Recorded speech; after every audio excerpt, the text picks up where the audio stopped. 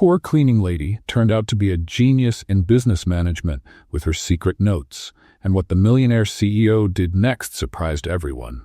Before we begin, tell us in the comments which city you're watching from. And at the end, don't forget to rate this story from 0 to 10. Enjoy the story. Julia Bennett was cleaning the CEO's office, humming a reggaeton song playing on her phone. She spun around with the cloth in her hands, moved her hips a little, and laughed to herself. If someone saw this, I'd either get fired or win an award on the same day. She was so into the music that she didn't hear the elevator stop on the floor. But she did hear the sound of shoes on the floor. Julia froze. Her eyes widened. No, not now, she whispered, turning down the volume on her phone and looking toward the door. When she saw the man in the hallway, her heart jumped to her throat. Thomas Fisher, the CEO, the boss. The man with the most expensive tie in the building. Julia dropped the broom, tripped on the bucket, and nearly fell backward. I'm dreaming. This is a nightmare, she whispered, breathing heavily. With reflexes straight out of an action movie, she dove under the desk. Thomas walked in, not noticing anything strange. He placed his briefcase on the desk and pressed a button on the phone. Give me an update now, he ordered, firmly. A voice responded on the other end. Redwood canceled the contract, and Orion did too. 2 cancellations in 2 weeks, he said, his voice filled with tension. That sinks our whole quarter.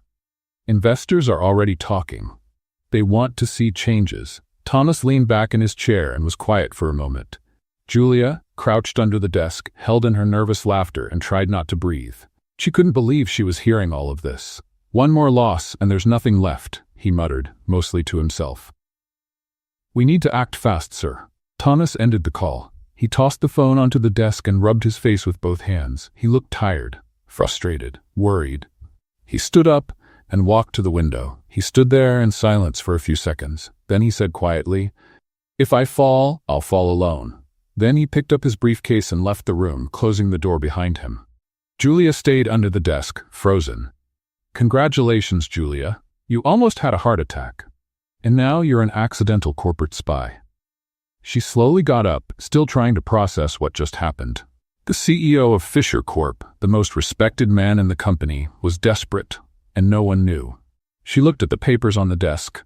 Numbers, contracts, red graphs. She didn't understand everything, but it was clear the company was in trouble. On impulse, she left the office and walked to reception. She grabbed a notepad and a blue pen. She went back and carefully sat in the CEO's chair. For a brief moment, she took a deep breath. You've lost it, Julia. Completely lost it. She wrote in strong handwriting. Cut losses by renegotiating the contract with the Southern branch. Use Clause 13B, staggered delivery over 120 days, saves 18% and buys time to fix the cash flow. At the end, she added, sometimes the solution comes from where no one expects. She folded the paper carefully and placed it under the monitor. Then she stood up, put the chair back in place, grabbed her bucket, and walked out of the office like nothing happened. But deep down, she knew she had just crossed a line. The next morning, Thomas arrived early at the office, visibly exhausted. He left his jacket on the chair, turned on the computer, and saw the folded note in the corner of the desk. He picked up the paper, curious. He read it, frowned, read it again. The clause mentioned was real. Rarely used, but valid. It could work. He called Priscilla. Did anyone come in here last night? She checked the records. Just the cleaning crew. No one else, sir.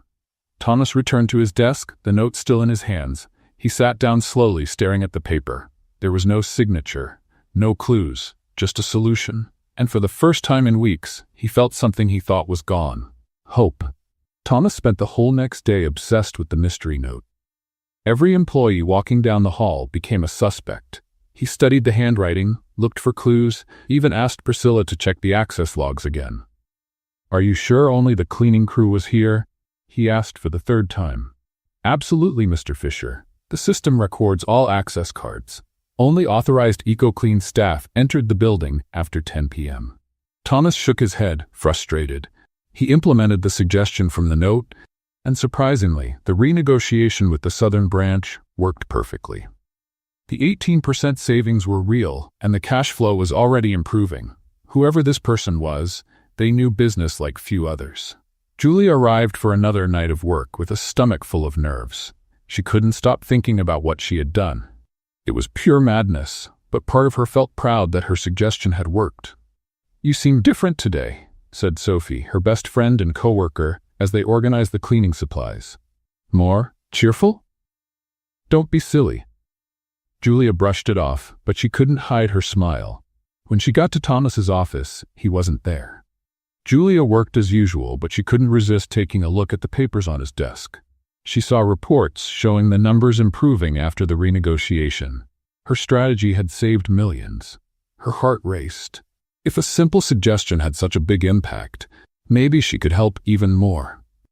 Julia remembered a plot from the show Corazon Empresarial, where the main character saved her father's company by diversifying investments. She grabbed another sheet of paper and wrote, "Consider partnerships with sustainable technology companies. The green market grows 23% a year. Fisher Corp could lead this sector before competitors catch on. Think solar energy for data centers, like in El Imperio Verde, episode 47. Your favorite anonymous consultant." She left the note in the same place and left, feeling like a spy on a secret mission. The next morning, Thomas found the second note and grew even more curious. The reference to the show was odd, but the suggestion about sustainable technology made sense. He looked up the episode mentioned and found that a similar story really existed. "Priscilla, I need a list of all employees with knowledge in management or economics," he said, determined. "That includes every department, sir? Everyone. And I want to know who has access to the confidential financial reports." During the next week, Thomas received 3 more notes, each one more detailed than the last, always with references to Latin American soap operas and surprisingly effective strategies. The third note suggested a marketing campaign inspired by Amor y Negocios, where the main company used emotional storytelling to win customers. The fourth idea involved restructuring departments based on Lorena del Comercio. All the strategies worked. In 2 weeks, Fisher Corp didn't just recover, it exceeded its quarterly goals. Thomas was desperate to find his mysterious consultant. "She knows our numbers better than some directors," he muttered to himself, studying the latest note. Then he had a brilliant idea. A senior consultant position? Priscilla raised her eyebrows as Thomas dictated the job ad. "Exactly. Salary above market, exceptional benefits. I want to attract the best talent in the city," he explained, though inside he hoped to attract one specific person. The ad was posted on all the main job sites and newspapers. Thomas was sure his mysterious advisor wouldn't resist the offer. Now all he could do was wait. 3 weeks later, Fisher Corp held a party to celebrate the outstanding quarterly results. The event was on the top floor, turned into a ballroom with a city view. Julia and the cleaning crew were called to work during the event, serving as support staff. She wore the best uniform she had and tried to stay unnoticed among the elegant guests. The party was in full swing when Julia overheard a conversation that made her blood run cold. "He thinks he's very clever, but he won't last long in charge," said a cold, calculating female voice. Julia hid behind a decorative column and saw a blonde woman, impeccably dressed, talking to a man in an expensive suit. "Victoria, are you sure you want to do this?" the man asked, clearly uncomfortable. "Absolutely, David. Thomas humiliated me by ending our engagement in front of all society. Now it's my turn to humiliate him," Victoria replied, her eyes shining with revenge. "I sabotaged the Redwood and Orion contracts weeks ago. That was just the beginning." Julia's eyes widened. Victoria was behind the company's early financial problems. "And now?" David asked. "Now I'll hit where it hurts the most. I have insider information about Fisher Corp's upcoming launches. I'll sell it to the competition and watch his empire crumble." Victoria smiled coldly. "He'll lose everything, just like I lost my reputation." That's corporate crime, Victoria." "It's justice," she answered. Next week, when they launch the new sustainable product line, Titanium Corp will already have the exact same thing on the market. Thomas will look like a cheap copycat. Julia felt the ground disappear beneath her feet. She had to warn Thomas, but how? She couldn't just show up and tell him she had overheard a private conversation. Victoria continued. "David, you'll hack the system on Friday and give me access to the Green Future project files. I have a contact at Titanium who will pay very well for this information." Victoria, you owe me this. Don't forget who got you your IT job at Fisher Corp. The man sighed and nodded, clearly against his will. Julia waited for them to walk away and quickly left the hall. She needed to act, and fast.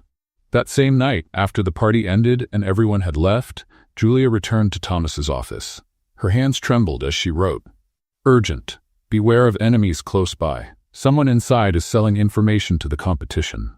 The Green Future project is at risk. Check system access on Friday and monitor David Chen from IT. A betrayal is being planned by someone you least expect. Trust only those who prove loyalty through actions, not words. Your anonymous guardian." Julia folded the note carefully and placed it right on the computer keyboard where Thomas couldn't miss it. As she left the office, her heart was pounding. This was no longer just about giving business advice. Now she was protecting the company and the man she had quietly come to admire. The next day, Thomas found the most serious note he'd ever received. The word urgent in capital letters made his stomach turn. He read it 3 times, analyzing every word. David Chen, he knew David. An efficient worker, never caused trouble, but the mysterious consultant had never been wrong before.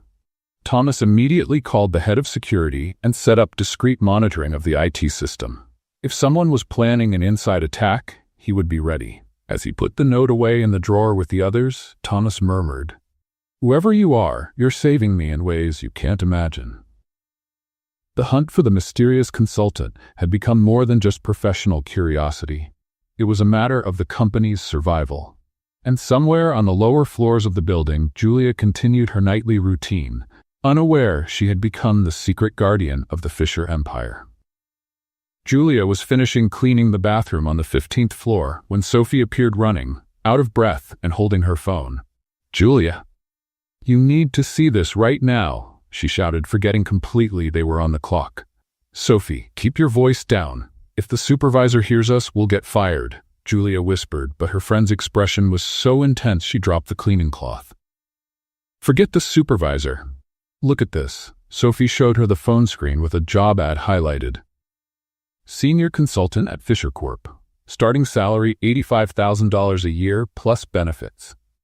"Julia, that's almost 4 times what you make here." Julia felt her stomach twist. She read the ad quickly, pretending it was the first time she saw it, even though she had memorized every word. "Sophie, this isn't for me. Look at the requirements. MBA preferred, 5 years consulting experience, fluent in at least 2 languages. You speak Spanish and English perfectly. And you have a business degree from Columbia." Sophie interrupted, exasperated. "Why do you always put yourself down?" Julia sighed and sat down in a nearby chair. It was time to tell the truth she had kept hidden for so long. "Sophie, do you know why I work here?" "Of course." "Because..." Sophie stopped, realizing she never really asked. "Actually, I don't know." Julia looked at her own hands, still wearing rubber gloves. 5 years ago, I was in my last semester of college. Great grades, internship at a financial consulting firm, a bright future ahead, she began quietly. Then my father had a sudden heart attack. He died immediately. Sophie sat beside her, gently touching her arm. My mother fell into deep depression. She stopped working, stopped eating properly, barely got out of bed. I had to choose, finish college or take care of her. Julia continued, swallowing tears. I quit everything 3 classes before graduating. Finding a job without a degree was hard. This job saved me. But you went back and finished the course, right? I did. I took the last classes at night, studying late after work. I graduated 2 years ago, but I've never used the diploma. Julia smiled sadly. Who would hire someone who dropped out and became a cleaning lady? Sophie was silent for a moment, taking in the revelation. Julia, you are the smartest person I know. Remember when you helped me with my home budget? Or when you explained to Jose how he could renegotiate his debts? You have a real talent for this. This is different, Sophie. Helping friends is one thing, but what? Being successful? Using the brain God gave you? Sophie stood up, determined. Julia Bennett, you are going to apply for that job even if I have to tie you to the chair and fill out the application myself. Julia laughed, despite feeling emotional. Even if I wanted to, look at me. I don't have the right clothes for an interview, no updated resume, no professional references. Stop with that. You have a degree. intelligence, and I have a closet full of clothes I never wear. Sophie grabbed Julia's phone. Let's do your application now. Sophie, no? No, nothing.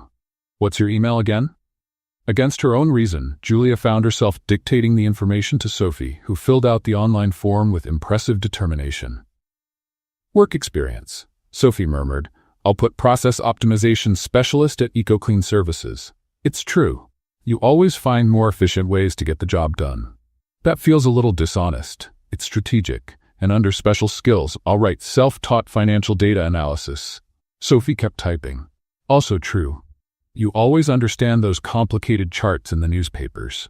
When Sophie clicked submit, Julia felt like she had jumped off a cliff. Done. Application sent. Sophie smiled proudly. Now we wait. They'll never call me. Julia muttered, but inside she felt a mix of fear and hope. 2 days later, Julia almost dropped the bucket of water when her phone rang with an unknown number. Hello? Miss Bennett? This is Priscilla Walsh, Executive Secretary at Fisher Corp. Mr. Fisher would like to schedule an interview for the senior consultant position. Julia was silent for 5 full seconds. Miss, are you there? Yes, I'm here, Julia stammered. Interview when? Would tomorrow at 2 in the afternoon work? Our office is at Montgomery Tower, top floor. Julia looked around the hallway where she was cleaning. The same hallway she would walk down the next day as a candidate for an executive job. Perfect. I'll be there. Excellent. Bring an updated resume and be ready to discuss business growth strategies. Have a good day. When she hung up, Julia realized she was shaking. Sophie worked like a guardian angel over the next 24 hours. She lent Julia an elegant navy blue suit, low-heeled shoes, and a leather purse. Helped her print resumes on special paper, and even practiced answers for typical interview questions. Remember, you're not a cleaning lady trying to be a consultant. You're a qualified professional returning to the market. Sophie repeated for the 10th time while fixing Julia's hair. What if he recognizes me? How? You always wear a cap and uniform at night.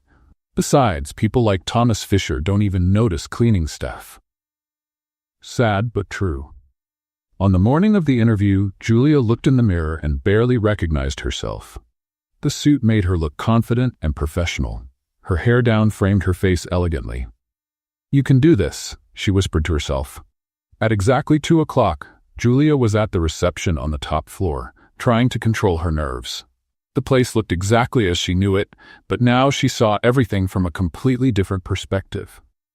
Miss Bennett? Priscilla appeared with a professional smile. Mr. Fisher will see you now.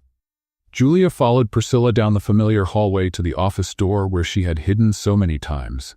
She took a deep breath and went in. Thomas Fisher was standing behind the desk, flipping through some papers. When he looked up, Julia felt the world stop for a second. He was even more impressive up close. Perfectly combed brown hair, intense blue eyes, confident posture, exactly as she had imagined during her nightly observations. Miss Bennett, pleasure to meet you. Thomas extended his hand with a cordial smile. Please, have a seat. Julia shook his hand, silently thankful she wasn't trembling. Thank you for this opportunity, Mr. Fisher. Thomas sat and opened a folder with her resume. Columbia University, Business Administration with a focus on corporate finance. Excellent grades, he commented, impressed. But I see a gap of a few years here. Can you explain? Julia had rehearsed this answer. I had to pause my career for family reasons. My mother got sick and I needed to take care of her. During that time, I kept studying on my own and following the market. I understand. What made you decide to come back now? Honestly, I feel like I have a lot to contribute. I've spent the last few years watching the corporate world from a different point of view, and I believe that gave me unique insights into efficiency and process improvement. Thomas leaned forward, interested. What kind of insights? Julia took a deep breath. It was now or never. For example, many companies focus only on numbers but forget the human element. A motivated and valued employee produces 30% more than an unmotivated one. Small changes in the workplace can lead to big savings. Interesting. Give me a practical example. Julia quickly thought of something she had noticed during her nights working. Let's say a company has a high turnover problem. Instead of just raising salaries, why not look into whether the problem is communication between departments? Sometimes the solution costs much less than the obvious fix. Thomas made some notes. And what about growth strategies? How would you approach a company in financial trouble? Julia felt she was on familiar ground. First, I'd identify the bottlenecks. The problem isn't always where it seems. Then I'd look for opportunities to diversify by using existing resources. For example, a traditional company could explore emerging markets or sustainable technologies without big upfront investments. Thomas raised his eyebrows. Do you have specific knowledge about sustainable markets?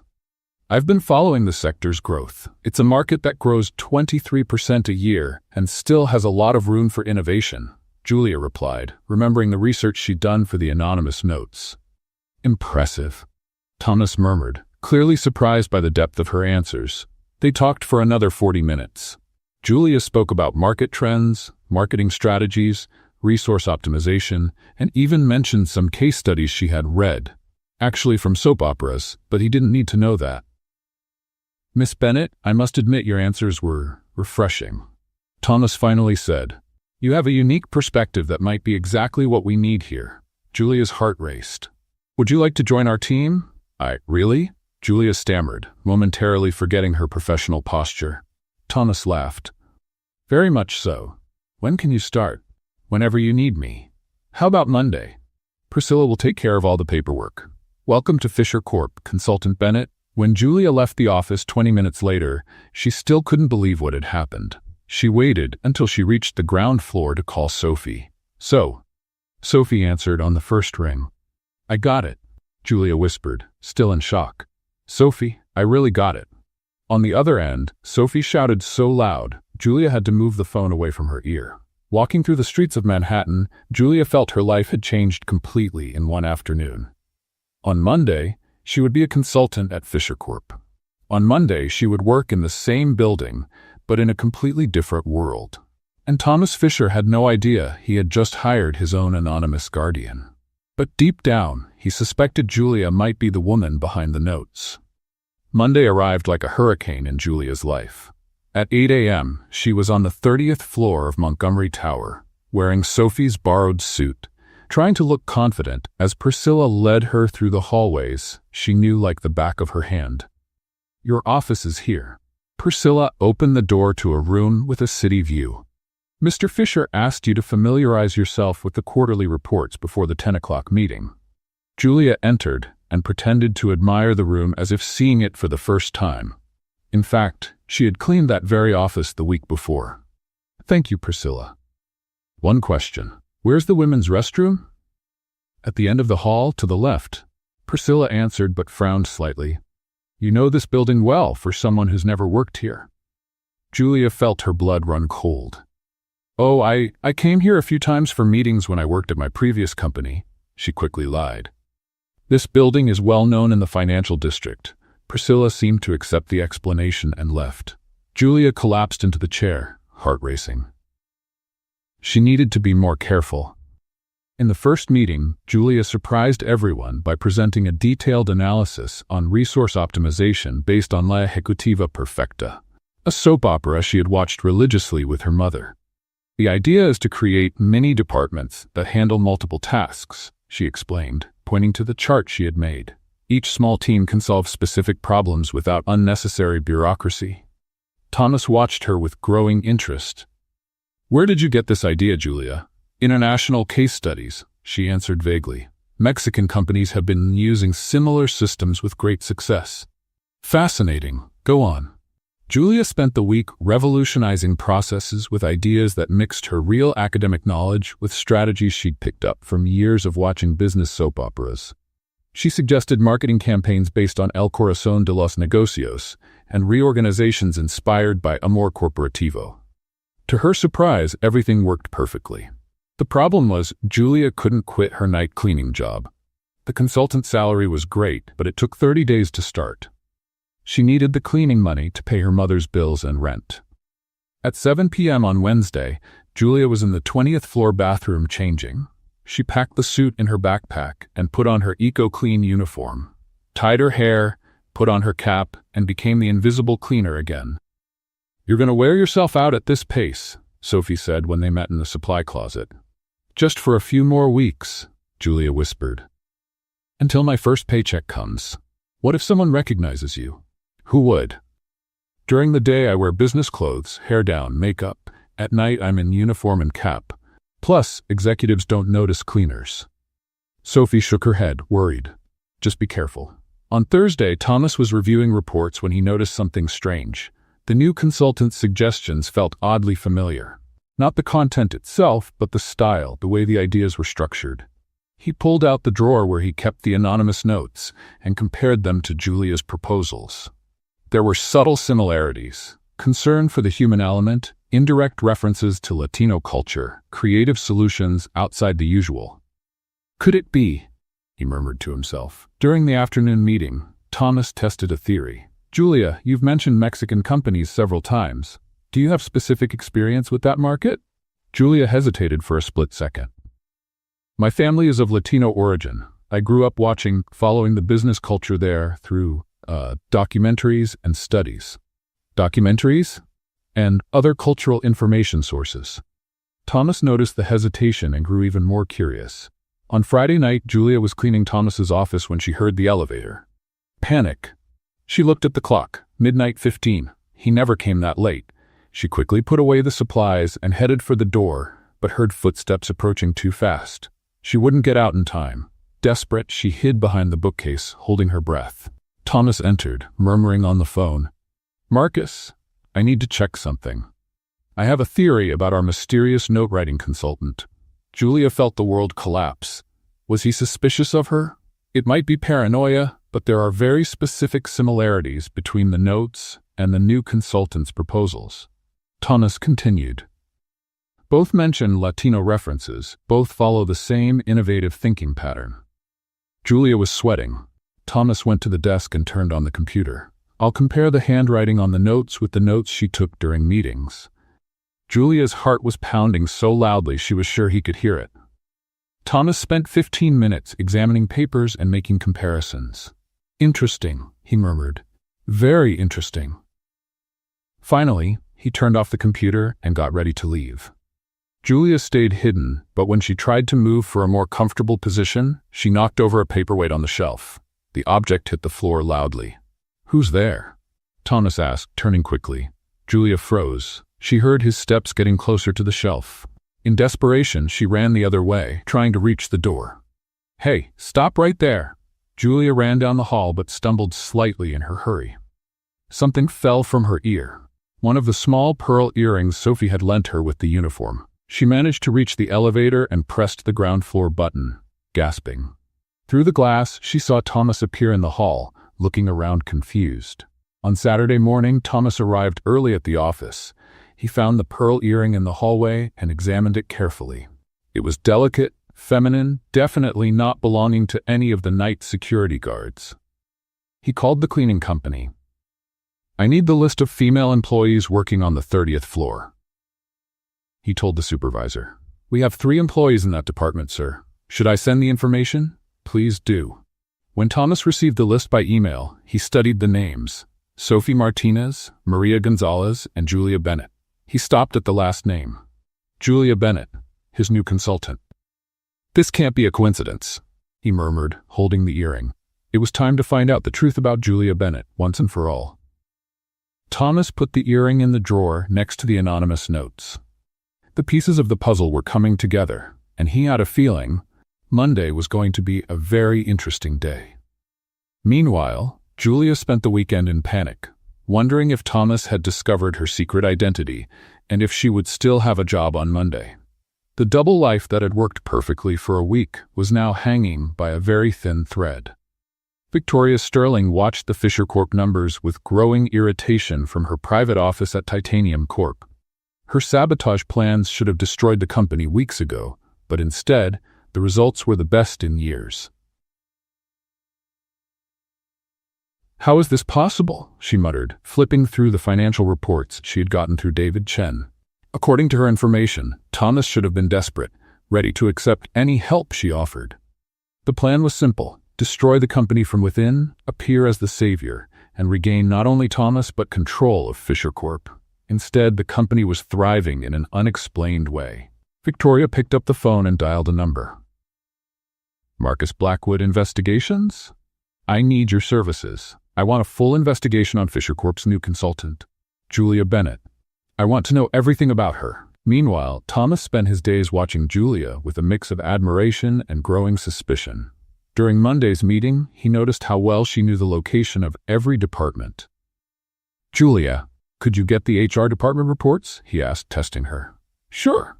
15th floor, room 1507, right?" She replied automatically, then stopped, realizing the mistake.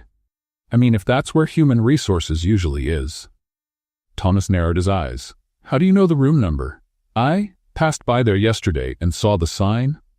Julia stammered, clearly nervous.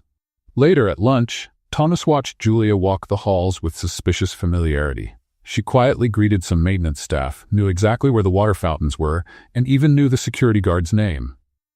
"I must be losing it," he muttered to himself. "Or something very strange is going on here." On Tuesday, Thomas decided to do another test. During a team meeting, he mentioned, "We need to improve the lighting on the 12th floor. The bulbs are dim." Julia responded automatically. "The 3 bulbs in the east hallway burned out last week. It would be good to change the women's restroom lights too. They're flickering." Complete silence in the room. Everyone looked at Julia. "How do you know that?" Thomas asked, intrigued. Julia blushed deeply.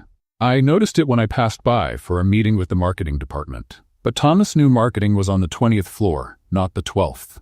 On Wednesday, Victoria received the report she had been waiting for. Marcus Blackwood had done a flawless job. "Interesting," she said on the phone, flipping through the photos. "Julia Bennett, consultant by day, cleaning lady by night. What valuable information." Victoria smiled coldly. She finally had the weapon she needed to destroy the consultant who was ruining her plans. That afternoon, she asked David Chen to get Julia's leaving time. It was time for a private conversation. Julia was leaving Montgomery Tower at 6 p.m. when someone stopped her on the sidewalk. "Julia Bennett?" She turned and saw a blonde woman, elegant, wearing an expensive wool coat and a smile that chilled her blood. "Yes?" "Victoria Sterling." "Nice to finally meet you." Victoria extended her hand with fake friendliness. "Can we talk? It's about your work." Julia felt a shiver of foreboding. "I don't know who you are, but I'm in a hurry. I'm someone who knows exactly who you are." Victoria lowered her voice but kept the smile. "Or rather, I know who you are during the day and who you become at night." Julia's blood ran cold. "I don't know what you're talking about. Night cleaning lady posing as a daytime consultant?" "Please, dear." Victoria discreetly showed a photo on her phone where Julia was leaving the building in her cleaning uniform. "I have very complete documentation of your double life." Julia looked around, checking if anyone was listening. The sidewalk was busy, but no one was paying attention to them. "What do you want?" "To talk. Let's walk." Victoria started moving, and Julia followed, with no choice. "I'll get straight to the point, Julia. You're messing up my plans," Victoria said quietly but firmly. "Thomas and I have history, and your presence is making things complicated." "What history?" "We used to be engaged, and will be again, once I clear some obstacles out of the way." Victoria stopped in front of a diner. "You're one of those obstacles." Julia felt anger rising in her chest. "I have nothing to do with your personal life." "Yes, you do. Thomas is way too impressed with you. This can't keep going." Victoria turned to face her directly. "So here's my offer. You quit the consultant position tomorrow, or Thomas will find out that his brilliant employee is actually a lying cleaning lady." "You can't do that." "I can, and I will." Victoria showed more photos on her phone. "I have you arriving as a cleaner, leaving as an executive, talking to other cleaning staff. I even have pictures of you hiding in his office last Friday." Julia felt the world collapse. Victoria knew everything. "What exactly do you want?" "For you to disappear. Simple as that." Victoria put away her phone. "Make up an excuse, quit, and vanish from Thomas's life. In exchange, your little secret stays safe." "And if I don't?" Victoria laughed coldly. "Then tomorrow morning, Thomas will get an envelope with all these photos and a detailed explanation of how you fooled him. I wonder how he'll react when he finds out he was manipulated by a servant." Julia clenched her fists. "You're despicable. I'm practical. Thomas deserves someone from his social class, not a cleaner pretending to be an executive." Victoria adjusted her purse. "You have until noon tomorrow to decide." Quit or exposure. Choose wisely. Victoria walked away, leaving Julia standing on the sidewalk, trembling with anger and fear. That night, Thomas stayed late in the office, trying to sort out his thoughts. He took the pearl earring he had found and examined it again. "Am I going crazy?" he murmured to himself. "Or are my consultant and my mysterious cleaner really the same person?" He remembered all the signs, her intimate knowledge of the building, the similar cultural references in the notes and reports, the way she avoided certain questions about her past. But if it was true, why would she lie?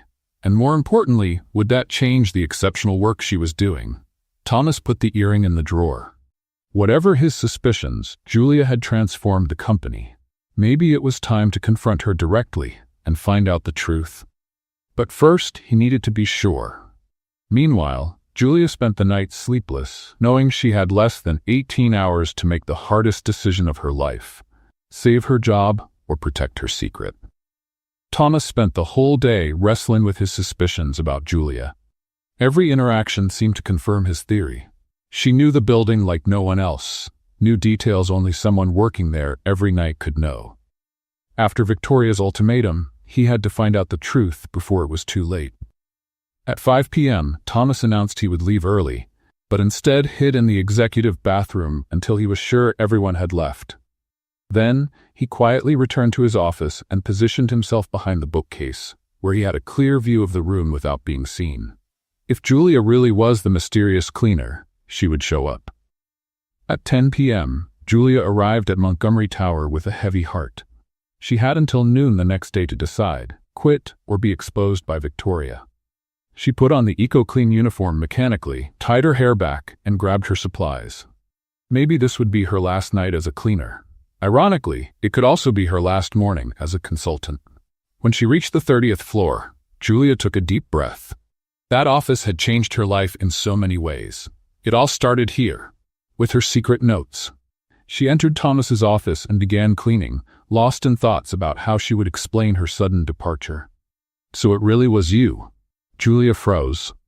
Thomas's calm voice came from behind the bookcase. The cleaning cart crashed to the floor from her hands. She slowly turned and saw him step out of the shadows, but his expression was not anger. It was genuine curiosity. "Mr. Fisher, I can explain." "I'm sure you can." Thomas walked toward her but kept a respectful distance. "The question is, why didn't you tell me?" Julia felt tears burning her eyes. "Because I knew I'd lose everything. The job, your trust, my credibility." "Please, have a seat," Thomas said, pointing to the chairs near the window. "Let's talk. For real this time." Julia hesitated, still in shock from being caught. "You don't need to be afraid. I just want to understand." She sat on the edge of the chair, nervous. Thomas settled into the seat across from her, waiting. "Was it you who left the notes?" Julia nodded silently. "Why?" Because I overheard your conversation that first night. You seemed so worried, so lost. And I knew I could help," she said, stumbling over the words. "I know it sounds crazy, but I learned a lot about business watching soap operas with my mom, and I have a degree in business administration." "So your degree's real?" "Yes, it is." Julia told the whole story. Her father's death, her mother's depression, how she had to pause her career to take care of her family, how she went back to finish her degree years later but never managed to use it. "I needed both jobs to pay mom's bills and the rent. The consultant salary is great, but it takes 30 days to start." Thomas listened quietly, seeing the woman in front of him in a completely new light. "You saved my company twice," he said at last. "Once as an anonymous advisor and once as the official consultant." "I didn't save anything. I just helped a little." "Julia, in 6 weeks you transformed Fisher Corp from a company in crisis into a market leader. That's not helping a little." Thomas leaned forward. "Why were you so afraid to tell me the truth?" "Because people like you don't hire people like me. I'm a cleaner, Mr. Fisher. I come from a poor family, live in a tiny apartment in Queens. My mother cleans houses when she's healthy enough." Julia wiped her tears. "You're the CEO of a multinational company. We come from different worlds. You think I care about that? You should. Your board of directors certainly does." Thomas was silent for a moment, processing everything. "You know what impresses me the most?" he finally said. "It's not just your intelligence or brilliant ideas. It's your courage. Working 2 jobs, supporting your mother, managing to graduate despite everything. That takes a strength that few executives I know have. Julia looked at him, surprised. You don't see me as a fraud? Fraud? Thomas laughed softly. Julia, you are the most authentic person I've ever met. Yes, you lied about your job, but everything you did was out of necessity and love for your family. That's not fraud, that's survival. They talked for hours. Thomas wanted to know about her education, her dreams, how she had developed her business knowledge through soap operas. Julia shared about studying late at night after work, about how her mother inspired her even in the hardest moments. You're extraordinary, Thomas said as the clock hit 2 in the morning. Not for being a consultant or a cleaner, but for being you. Julia felt something change between them. The conversation had broken down all professional barriers. What happens now? She asked. Now you stop hiding. Stop being afraid of who you are. Thomas stood up. And we keep working together to make Fisher Corp even better. And the night job? When your first paycheck arrives, you decide if you still need it. But I won't force you to choose. Julia stood too, feeling a huge weight lift from her shoulders. Thank you for understanding. Thank you for saving me. Even when I didn't know it. They stayed there, in the quiet office, looking at each other with a new mutual understanding. Julia walked down the hall with a terrible feeling in her chest. When she reached the conference room on the 25th floor, she found 5 men in suits gathered around a mahogany table, all with stern expressions. Theodore Montgomery III, the chairman of the board, stood at the head of the table. Next to him, Victoria Sterling smiled with false sympathy. Miss Bennet, please have a seat, Theodore said coldly. Julia sat down, her heart racing. Thomas was not in the room. We have received very troubling information about your professional conduct, Theodore began, opening a folder. Miss Sterling has brought evidence that you deliberately deceived this company about your identity and qualifications. Victoria stood up, taking control of the presentation. Gentlemen, as you can see from these photographs, she handed out copies of the pictures she had taken. Miss Bennet works as a night cleaner in this very building. She used this position to spy on confidential conversations and then passed herself off as a qualified consultant. That's not true. Julia protested. I have a degree in business administration. My qualifications are real. Oh yes, the degree. Victoria smiled maliciously. Obtained after years working as a servant. And tell me, Miss Bennet, did you mention your night job during the interview? Julia lowered her head. No, I didn't mention it, but... So you admit you lied by omission, Theodore interrupted. You used insider information gained through espionage to pose as a business expert. It wasn't espionage. I overheard a conversation by chance and wanted to help. Help, Victoria laughed. Or take advantage of an opportunity to infiltrate a place you don't belong. Robert Chen, one of the older directors, shook his head disapprovingly. This is unacceptable. A cleaning staff member pretending to be an executive consultant? What kind of message does that send to our clients and investors? She made a fool of us, added Michael Rodriguez, another director. Imagine if this leaks to the press. We'll be the laughingstock of Wall Street. Julia tried to defend herself. My work speaks for itself. The results I brought to the company are real, regardless of my night job. Results based on cheating, Victoria shot back. You had privileged access to confidential information. Anyone could come up with solutions with that unfair advantage. Where is Mr. Fisher? Julia asked desperately. He knows my situation and approves of my work. Theodore and the other directors exchanged meaningful looks. Mr. Fisher is emotionally involved in this matter, Theodore said diplomatically. Therefore, the board will make this decision. At that moment, Thomas burst into the room. Sorry for being late. What's this meeting about? Victoria smiled triumphantly. We were discussing Miss Bennet's situation, Thomas. Her true identity has finally come to light. Thomas looked at Julia, who was visibly shaken, then at the board. Julia is an exceptional employee. Her results have transformed our company. Thomas, she's a cleaner who pretended to be a consultant, Theodore said firmly. That is unacceptable. She has a degree from Columbia University. Her qualifications are legitimate. Obtained after years working in janitorial services, Robert Chen interrupted, and she lied about her current status. Thomas tried to argue. Julia revolutionized our processes, increased our efficiency by 40%, and created strategies that made us market leaders. Doesn't that count for anything? It counts, but it doesn't justify dishonesty. Theodore was firm. Trust is fundamental in business, Thomas. How can we trust someone who deceived us from day one?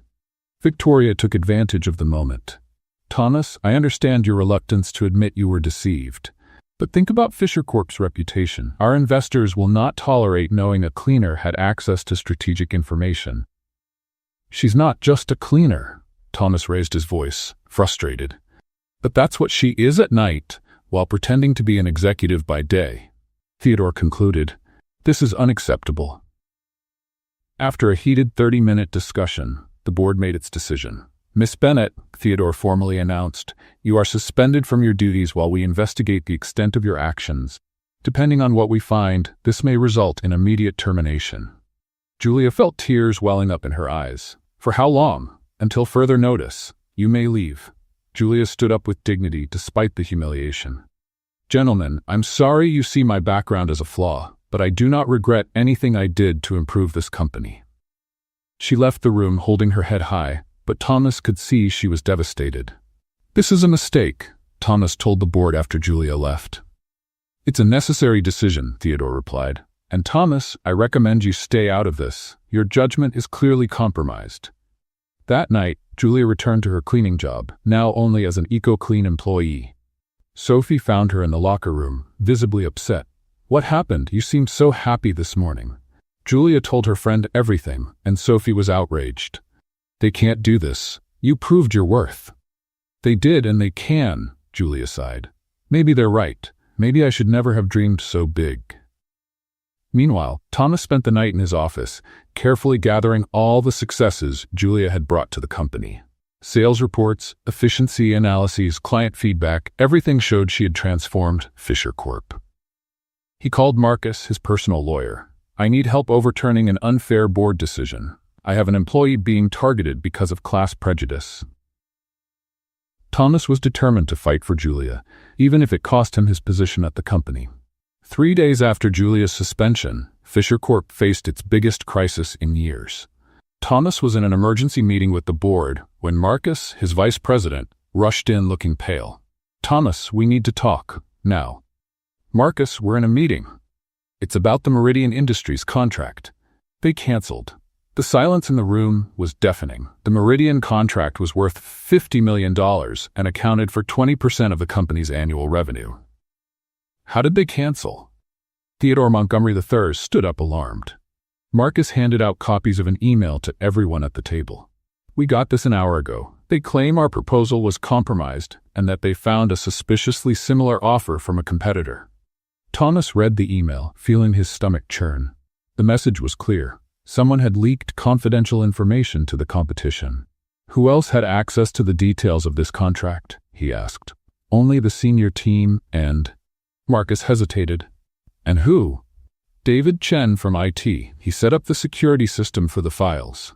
Thomas immediately remembered the anonymous note from Julia warning him about David Chen. She had tried to alert him weeks earlier.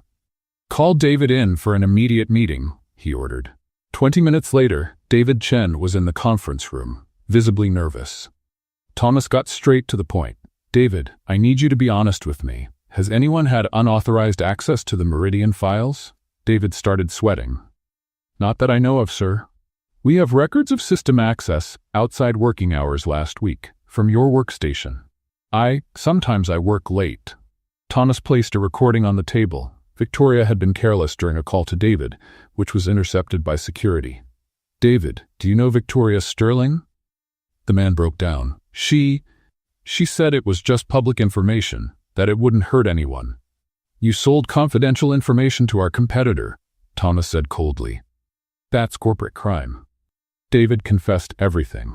How Victoria blackmailed him, how he gave information about multiple contracts, how she planned to destroy Fisher Corp for personal revenge. After security took David away, Thomas was left alone in his office, desperate. The company was collapsing, and the only person who had always found solutions wasn't there anymore. Julia had tried to warn him about all of this, At 9 p.m., Thomas drove to Queens, looking for the address he got from HR records. He found a modest apartment building and climbed to the third floor. He knocked on apartment 3B. Julia opened the door wearing jeans and a simple t-shirt, her hair tied back in a ponytail. When she saw Thomas, her expression closed up. "Mr. Fisher, what are you doing here? I need to talk to you. Please." "We have nothing to talk about. You let the board humiliate me and didn't say a word." "Julia, I tried to defend you." "Tried?" She laughed bitterly. "You were there when they called me a lying opportunist and you didn't stand up for me properly." Thomas hung his head. "You're right, I failed you, but now I need your help." "For what?" "The company is collapsing. Victoria sabotaged the Meridian contract. David Chen confessed everything. Without that contract, we'll have to lay off 300 employees." Julia stared at him for a long moment. "And why is that my problem? According to the board, I'm just a lying cleaning lady." "You're the only person who has always found solutions when no one else could," Thomas said, his voice full of desperation. "I need you. The company needs you. Those 300 families need you." Julia hesitated, seeing the sincerity in his eyes. "Come in," she finally said. The apartment was small but cozy. Thomas noticed pictures of Julia with an older woman, her mother, and framed diplomas on the wall. "My mom is sleeping," Julia explained quietly. "She's not feeling well." They sat at the kitchen table, where Thomas explained the whole situation: Victoria's sabotage, the lost contract, the company's critical financial state.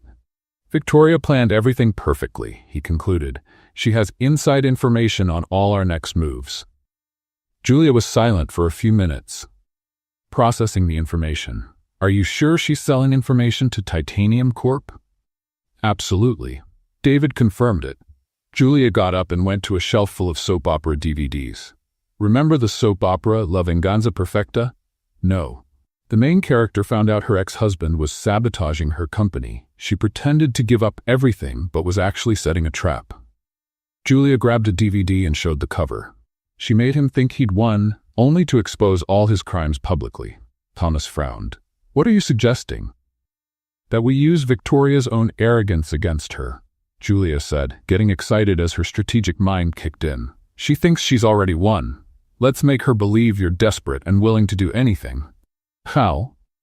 Julia explained a detailed plan. Thomas would pretend to be willing to sell part of the company to Victoria in exchange for her saving Fisher Corp. During negotiations, they'd record Victoria confessing her crimes. But for that to work, we need solid proof she stole information, and we have to get the Meridian contract back. "How will we do that?" Julia smiled for the first time that night. Remember episode 73 of El Imperio de los Sueños? The main character proved the competitors stole her ideas by showing they didn't really understand the project they copied. Thomas began to understand. "You want us to create such a complex technical presentation that only someone who truly developed the project can answer the questions?" "Exactly, and we'll do it tomorrow, in front of the Meridian executives." They spent the night developing the plan. Julia created a recovery strategy based on 3 different soap operas, but used her real business knowledge to make it practical. When the sun rose, they had a solid plan not only to save the company, but also to expose Victoria once and for all. "Julia," Thomas said as she walked him to the door, "thank you for helping me, even after everything." "I'm not doing this for you," she replied. "I'm doing it for the 300 families who could lose their jobs because of one woman's personal revenge." Thomas nodded, understanding. "When this is all over, I'll make sure the board recognizes your value." "First, we save the company," Julia said. "Then we think about the rest." But inside, she knew that even if she saved Fisher Corp again, she might never get her position back. The next morning, Thomas arrived at the office at 6 a.m. to put their plan into action. First, he needed to set the stage for the trap that would expose Victoria. He called Marcus.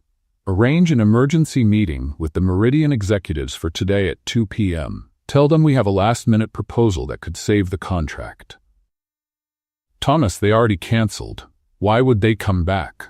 "Because we're offering something the competition can't, a custom solution only we can deliver." At 10 a.m., Julia arrived quietly through the service entrance. Sophie had helped her with a simple disguise: sunglasses, a cap, and casual clothes. She went straight to Thomas's office. "All set?" she asked. "The meeting with Meridian is scheduled." And Victoria took the bait. Thomas showed a message on his phone. "She'll be here at 3 to discuss a partnership that could save Fisher Corp." Julia smiled. The first part of the plan was working. And the recording system? Marcus installed equipment in both rooms. Everything said will be recorded. They spent the next hours fine-tuning the presentation for Meridian. Julia had created such a detailed and technical implementation strategy that only someone who truly understood the original project could answer the specific questions. "If Titanium Corp really stole our project," Julia explained, "they'll only have surface-level information. They won't be able to explain the technical details of the implementation."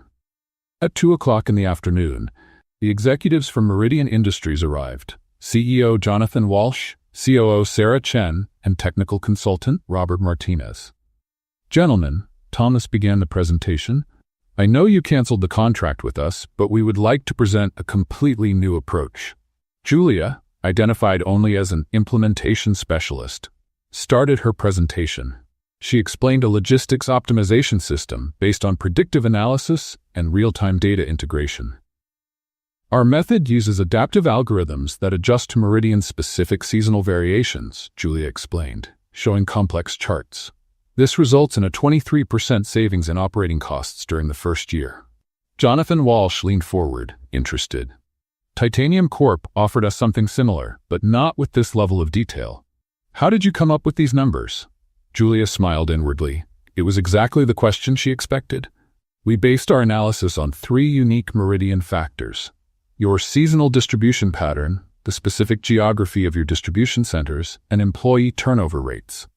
These variables create a custom algorithm no competitor can copy without this inside data." Sarah Chen asked several highly technical specific questions. Julia answered them all precisely, showing deep knowledge not just of the project, but of Meridian Industries itself. "Impressive," muttered Robert Martinez. "Titanium's proposal didn't have even half this detail." "Because they only copied the surface," Thomas said. "They didn't have access to the real project development." After 2 hours of presentation and questions, Jonathan Walsh concluded, "It's clear you developed a genuinely innovative solution. Titanium gave us a simplified version, which we now see is just a poor copy. We want to reactivate our contract with Fisher Corp." At 3:15, Victoria Sterling arrived at Thomas's office, confident and elegant. "Thomas, dear, I heard things aren't going well," she said with false sympathy. "Maybe it's time to accept my help." "Victoria, I have to admit you were right. The situation is critical. I warned you about your cleaning lady consultant, but don't worry, we can fix this together," Victoria said, sitting down satisfied. "I'm ready to invest in Fisher Corp and get it back on track." "What kind of investment?" "I'll buy 40% of the company at a fair price. In return, I bring my expertise and contacts to recover the lost contracts." Thomas pretended to consider the offer. "How can I be sure you can really help us?" Victoria couldn't resist bragging.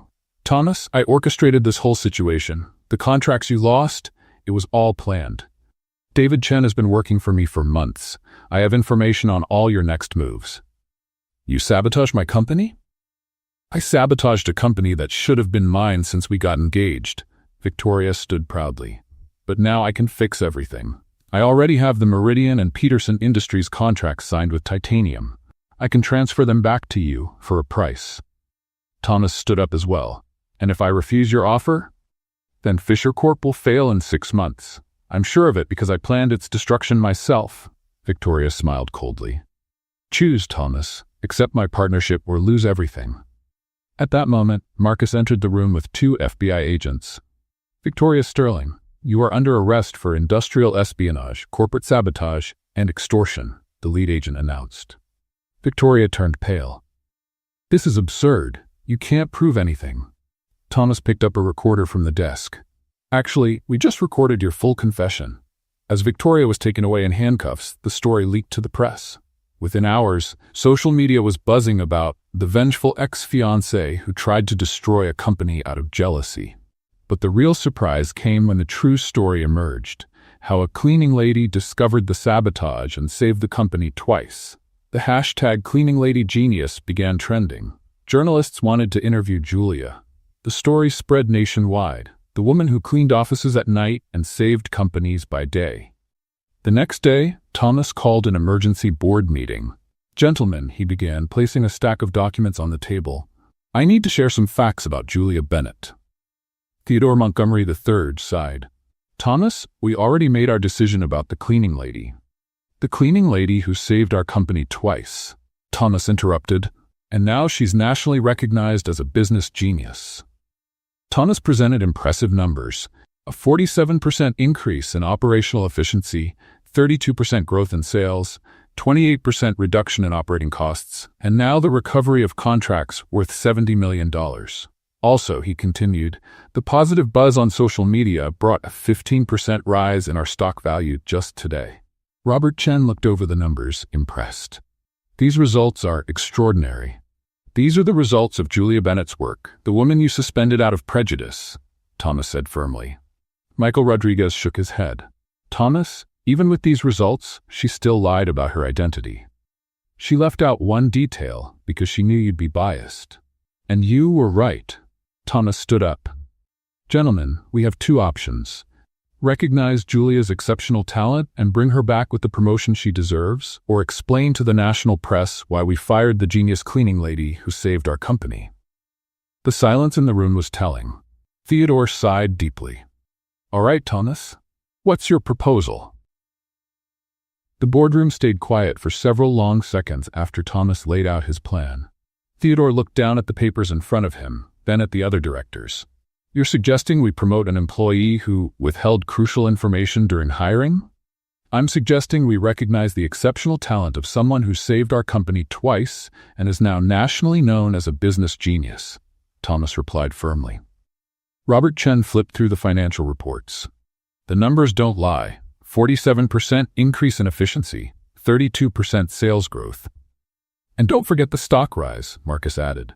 15% in one day. Investors are thrilled with the story of the genius cleaning lady." Michael Rodriguez sighed.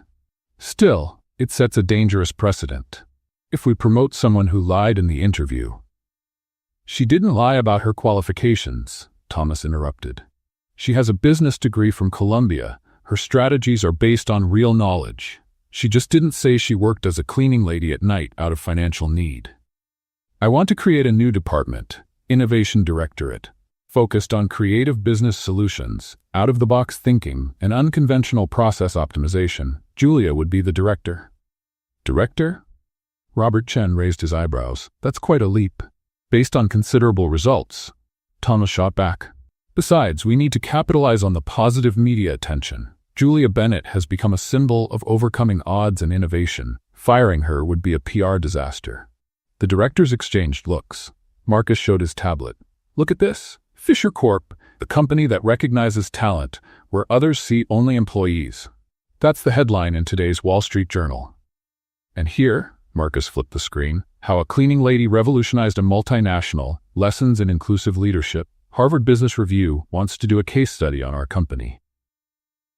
Theodore sighed deeply. "All right, but with conditions. 6-month probation period, direct supervision, and full transparency about her current situation." Thomas smiled. "I accept all conditions." An hour later, Thomas stood outside Julia's apartment in Queens. When she opened the door, she looked like she hadn't slept much. "Thomas, what are you doing here?" "I came with good news. Can I come in?" Julia led him to the living room, where her mother was watching TV. "Mom, this is Thomas Fisher, my former boss." Mrs. Alina Bennett smiled warmly. "Oh, the famous CEO. Julia talks a lot about you. Nice to meet you, Mrs. Bennett. Call me Alina. Want some coffee?" "I just made some." While Elena prepared the coffee, Thomas and Julia sat on the sofa. "So what's the good news?" "The board just approved your reinstatement. With a promotion." Julia's eyes widened. "Promotion? Innovation Director. New department focused on creative business solutions. Salary of $120,000 a year, plus benefits." Julia was silent for a moment, processing the news. "Director? Me? You deserve it, Julia. More than deserve it." Elena came back with the coffee, noticing the tension. "Did something good happen?" "Mom," Julia said, still shocked, "they offered me a promotion to director." Elena shouted with joy and hugged her daughter. My girl, I always knew you'd go far. After Elena went to rest, Thomas and Julia stayed alone on the apartment balcony, watching the streets of Queens below. Thank you, Julia said softly, for believing in me when no one else did. No need to thank me. You proved your worth on your own. They stayed in comfortable silence for a few minutes. Julia, can I ask you a personal question? Of course. Why did you risk everything by leaving those anonymous notes? You could have just done your cleaning job and that would be it. Julia smiled sadly. Because I saw you that night, so worried, so lost. And I thought I can help, I just couldn't ignore it. Even knowing you might get in trouble? Especially because of that. My mother always taught me that when you can help someone, you should, no matter the risk. Thomas looked at her with a new intensity. Julia, I need to tell you something. What? During all these weeks, working with you, discovering who you really are, I fell in love. Julia felt her heart race. Thomas, not just because you're a brilliant consultant or a brave cleaning lady, I fell in love with you for your intelligence, your determination, your genuine kindness. But we come from different worlds. We're from worlds that complete each other. Thomas moved closer. You taught me that value isn't about social status, it's about character. He gently touched her face. Can I kiss you? Julia nodded, and when their lips met, she felt all the struggles were worth it. When they parted, Julia rested her head on Thomas's shoulder. There's one thing I need to tell you about accepting the promotion. What? I'm keeping my night job. Thomas stepped back, surprised. Why? Now you can support yourself just fine on the director's salary. It's not about money, Julia explained. It's about identity. I don't want to forget where I came from. I want to stay connected to the people who really keep the company running. You want to work 16 hours a day? I want to work some nights a week to remind myself that every decision I make as director affects real people with real dreams and needs. Thomas kissed her again. That's why I love you. You never lose sight of what really matters. And you? Don't you mind dating a director who's also a cleaning lady? Mind dating the most extraordinary woman I've ever met? Never. They laughed together, watching the city lights come on in the distance. You know the best part of all this? Julia asked. What? Tomorrow, I'll be able to help other people like me. Talented people who just need a chance. Thomas smiled, knowing he'd found not just the woman of his life, but the perfect partner to turn Fisher Corp into something much bigger than just a company. 6 months after becoming Innovation Director, Julia was in her new office on the 28th floor, working on what would become her most ambitious project, the Hidden Talents Program. Sophie, I need your help, she said to her friend, now working as special assistant in the innovation department. Sure. What do you have in mind? Julia pointed to a pile of resumes on the desk. I want to identify employees in operational roles who have potential to grow within the company. People like me, who might have hidden qualifications or untapped talents. Sophie smiled. Like a human treasure hunt? Exactly. We'll start with cleaning, maintenance, security, and other support departments. Julia had created an evaluation system beyond traditional resumes. Informal interviews, practical reasoning tests, and observing daily work behavior. The first candidate was Carlos Martinez, a night security guard who had caught her attention by always organizing detailed reports about small issues he noticed during his rounds.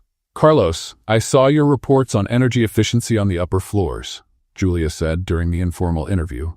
How did you learn about that? I study engineering at night, Miss Bennett. I'm not finished yet, but I like applying what I learned to work. What if I offered you a position in the facilities management department? Carlos's eyes widened. Would that be possible? With the Hidden Talents Program, anything is possible. In 3 months, Julia had identified 12 employees with exceptional potential. A cleaning lady who spoke 4 languages and could work in international relations. A doorman with an MBA who lost his previous job in the crisis and could now return to finance. A cafeteria worker who created her own very efficient inventory management system. The story of the program leaked to the press when Sarah Kim, a former cleaning lady promoted to marketing analyst, created an advertising campaign that boosted sales by 28% in the first quarter. Fisher Corp finds talent where others see only employees. Thomas read the Business Insider headline to Julia. You're starting a revolution. I'm just doing what someone did for me, Julia replied, though inside she knew she was changing lives. Social media exploded with inspiring stories. Hidden talents became a worldwide trending topic. Employees from companies all over the world started sharing their own stories of hidden talents. The real turning point came when Thomas suggested they develop a formal methodology based on Julia's unique approach. Your strategies work, but we need to systematize them so other companies can apply them, he said during a meeting. What do you mean? A management method. Something we can teach, license, expand. Julia had an idea. What if we create something based on storytelling? I've been using soap opera stories for years to explain complex concepts. Thomas got excited. You could turn that into a corporate training system? I can try. Julia spent weeks developing what she called clean business, a methodology that used simple, familiar stories to teach complex management concepts. The first module was leadership through characters, using soap opera plots to explain different leadership styles. Look at Ricardo Dominguez from The Perfect Boss, Julia explained to a room full of executives. He starts out authoritarian, but learns that true leadership comes from mutual trust. It perfectly shows the shift from command and control to collaborative leadership. The executives smiled but paid close attention. The stories made abstract ideas tangible and memorable. The second module was conflict resolution through plots, how soap opera characters solve complex disputes.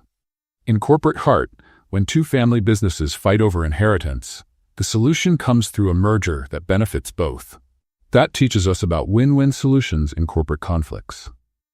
Within 6 months, the clean business methodology was being tested in 5 partner companies. The results were impressive.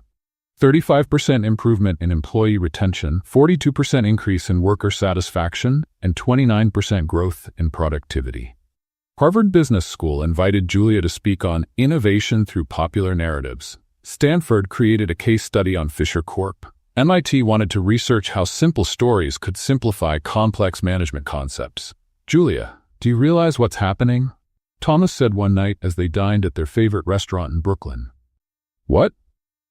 You didn't just save a company, you're changing how the corporate world thinks about talent and leadership.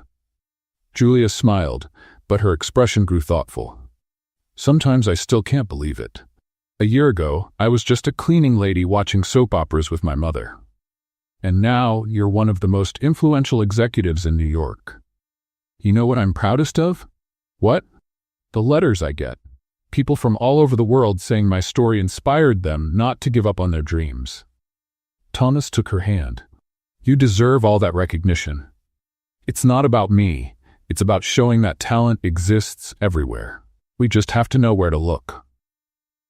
9 months after launching the Hidden Talents program, Fisher Corp had become the most sought-after company to work for in New York. The waiting list for the Clean Business program had over 200 companies. Julia created a nonprofit foundation to bring the program to small businesses that couldn't afford expensive consulting. Every month, she still worked a few nights as a volunteer cleaning lady at shelters and community organizations. Why do you still do that? Thomas asked, watching her get ready for a night of volunteer work. Because I can't forget there are thousands of Julias out there just waiting for a chance. Thomas kissed her. That's why I love you more every day.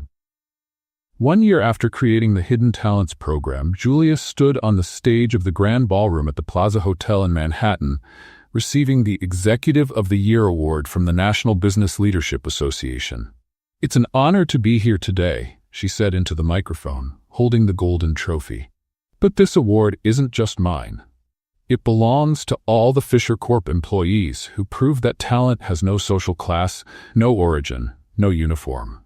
The audience of 500 executives stood and applauded. In the front row, Thomas watched her proudly, next to Elena Bennett, who was crying with emotion watching her daughter shine on stage. 2 years ago, I was cleaning this very hotel during the night, Julia continued. I dreamed of one day being on the other side as a guest. I never imagined I'd be here as an honoree. The cameras from CNN and Bloomberg captured every word. Julia's story had become an international phenomenon. I want to dedicate this award to all the people who work tirelessly in jobs society calls lowly, but who actually support our entire economy. You may be invisible, but you are essential." The applause was deafening. And I especially want to thank Thomas Fisher, CEO of Fisher Corp., who had the courage to look beyond appearances and see that leadership can come from anywhere. Julia paused, searching for Thomas in the crowd. "Thomas, you changed my life by believing in me when I didn't even believe in myself." That's when Thomas stood up from his table and started walking toward the stage. Julia was confused for a moment. "Thomas, what are you doing?" He climbed the steps to the stage, took another microphone, and stood beside her. "Julia Bennett," he said, his voice echoing through the hall, "you cleaned my life of everything that didn't matter and filled it with true love." The audience murmured, sensing something special was happening. Thomas knelt on the stage, pulling a small velvet box from his pocket. "You taught me that a person's worth isn't in what they do, but in who they are. Will you marry me?" Julia covered her face with her hands, tears streaming freely. "Thomas, in front of everyone? I want the whole world to know I love the most extraordinary woman I've ever met," he said, opening the box to reveal a simple, elegant diamond ring. "Julia, will you be my wife?" "Yes," she shouted without hesitation. "Yes, I will." The grand ballroom exploded in applause and cheers. Cameras flashed non-stop. Elena Bennett wept uncontrollably in the front row, comforted by Sophie. Thomas slipped the ring onto Julia's finger and kissed her passionately on stage, while 500 executives celebrated the most romantic moment they had ever witnessed at an awards ceremony. 6 months later, Central Park was decorated like a fairy tale for Julia and Thomas's wedding.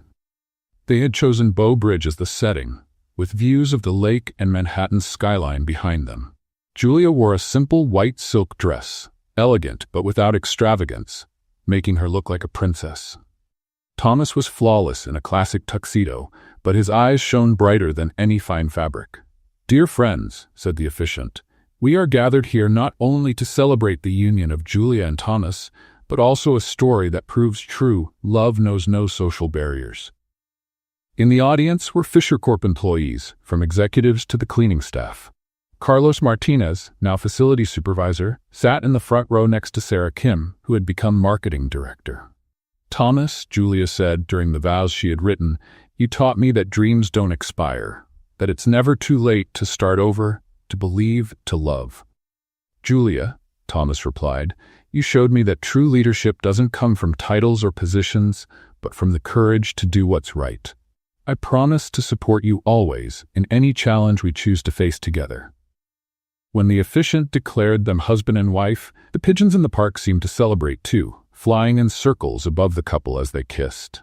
3 months after the wedding, Julia was at her desk in the office, now vice president of innovation at Fisher Corp., when she got a call that would change everything again. "Hello? Julia? This is Amanda Richardson from Random House Publishing. Your literary agent sent us your book manuscript. We're interested in publishing it." Julia held the phone with both hands. "You want to publish my book? From cleaning lady to executive, leadership lessons I learned while cleaning offices is exactly the kind of inspirational story the world needs right now. And you think it will sell?" Amanda laughed. "Julia, we already have pre-orders from 15 different countries. We believe it will be an international bestseller." After hanging up, Julia placed her hand on her belly, where a little life had been growing for 3 months. "Did you hear that, baby?" she whispered. "Your mommy is going to be a famous author." Thomas appeared in the office doorway. "Who are you talking to?"